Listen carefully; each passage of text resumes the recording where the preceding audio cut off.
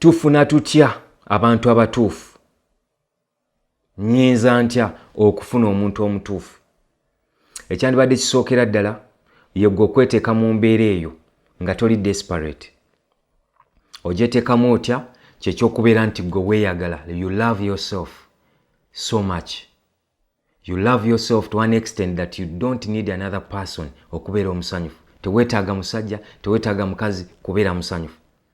Tekitegeeza nti tojja kwagala kubeera mu relationship, naye relationship toli nnyo desperate for it. Kitegeeza osobola okwemalirira ng'oli wekka. Togenda kweteeka mu mbeera eri desperate kubanga ogenda kukola decisions ezitali right, ogenda kufuna abafere. Ekyokubiri, gwe kubanga buli kaseera olwana okwetereeza, okuimprovingwa gwe nga ggwe. Improving qualities zo. Abantu abamu tuyinza okuba tuli bayombi nnyo, naye njagala okimanye nti eyo quality eyinza obutakuleetera kubeera mu relationship n'abantu batuufu oba bantu balungi. Oyinza okubeera gwe olina issues ne temper, obusunguwalasungala bukaseera, ensunguwala yombi. Okitegeera. Bw'otatereeza kintu ekyo, njagala okutegeeza nti oyinza obutafuna bantu balungi. Because omuntu yenna, abantu abali intelligent enough basobola okudetectinga your temper issues. Oli n'agamba, you know what? Ono si muntu gwe njagala okubeera naye. N'olwekyo olina okubaako obuntu bwe weetereeza. Nyate sebyo byokka osobola n'okwetereeza mu kusoma ko, osobola okwetereeza mu nfuna yo n'ebirala ebiringa ng'ebyo. Ekyokusatu kwe kumanya ekika ky'omuntu ky'onoonya ky'oyagala. Olina ekika ky'omuntu ky'oyagala. Olina by'otadde wansi by'oyagala mu muntu oli omulala. Naye ng'obitaddewo, njagala naawe weebuuze, omuntu oyo alina bino by'oyagala, ayinza kubeera ayagala muntu kika ki? Kubanga ate ekyo bw'otakimanye, kituufu kiri nti oyinza obutamanya ngeri yakweteeka mu kkubo lya muntu kika ekyo. Lwaki? Kubanga qualities z'olina okutereezaamuko ayinza okuba ye tazeetaaga. Yensonga lwaki nkugambye kyandibadde kirungi okweimprovinga such that bw'ogenda mu katale k'okunoonya kijja kubeera kyangu nnyo abantu okunotisinga, abo abali genuine okunotisinga.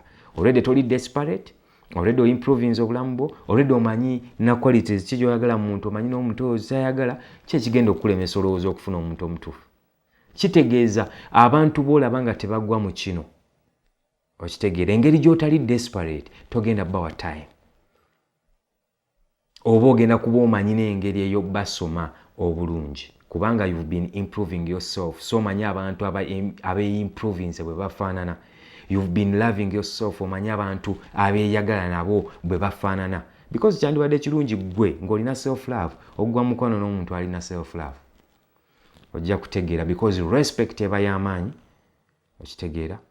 Relationship esobola okugenda mu maaso so easily.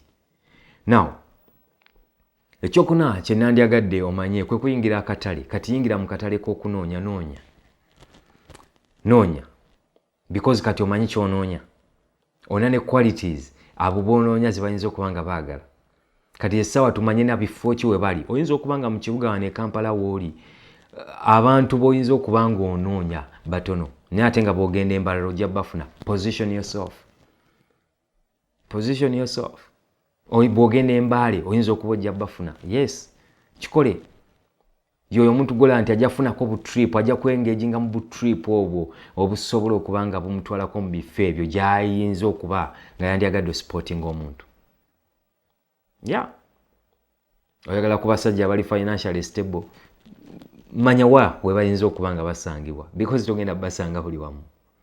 Okitegeera olina okumanya positioning yo bwegenda okubeera mu katale ak'okunoonya.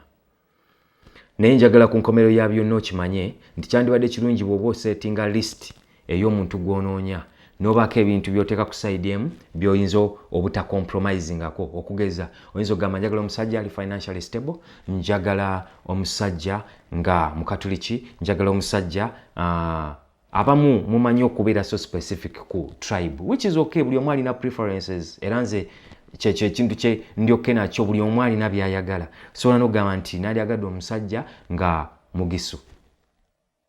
Ebyo tobicompromisingako. Alina kuba mugisu nga mukatuliki nga nga mugisu mukatuliki financially stable. Then onotekayo ebintu ebimu yandibadde muwanvu ebyosobola compromisingako n'obiteeka ku side endala nogaa nandyagadde omusajja omuwanvu, but because oli willing okicompromisingako senga nga just si muwanvu nga bwe wandyagadde, as long as mugisu mukatuliki ate nga ali financially stable, relationship oli ready ogigendamu. Then oyinza okuteekayo era ku side eno nti nandyagadde omusajja nga muddugavu, naye singa ajja nga mwerumu, I have no problem as long as mukatuliki mukatuliki financially stable, then nga mugisu. So ekyo kigenda kuwa standard entuufu gy'oyinza okutandikirako okunoonya. Lwaki? Because singa ajja nga si mugisu, tali financially stable, togenda muwa time. Kiregeeza weeyambye okutandika okusengejja. Mulimu abantu botagenda malira time yaabwe. Kino kikuyamba obutamala time y'abantu, because buli lwomala time y'abantu naawe eyiyo ogimala. Kiregeeza omuntu senga ajja ayinza okuba nga muwanvu nga bwe wandyagadde, naye nga mwana wattu ate si tali ng'ali financially stable, naye si mukatuliki ate era si mugisu. Bwe kiba nga ggwe bino tobicompromisingako, then muleke. Okusinga okubeera mu relationships maaso eyo n'otandika okugamba kale singa era kyovulaba, because omuntu akolako katono, abantu bangi mubalabye mu relationships, omuntu amukolako katono, akantu katono nnyo n'amala n'agamba kale kyovulaba nti ate era si ye musajja gwe nali njagala, kyovulaba simanyi na lwaki, kale nze singa nafuna omusajja wange omugisu gwe nali njagala. Anti olwo afunye muganda, afunye sebakijje. Okitegeera? So kino kiyinza okugayidingako okumanya engeri eri beta gy'oyinza okufuna omuntu n'abanga mutuufu gy'oli. Naye ekisinga obukulu gwe butabeera desperate. Dira otabeera desperate senga oba olina self love.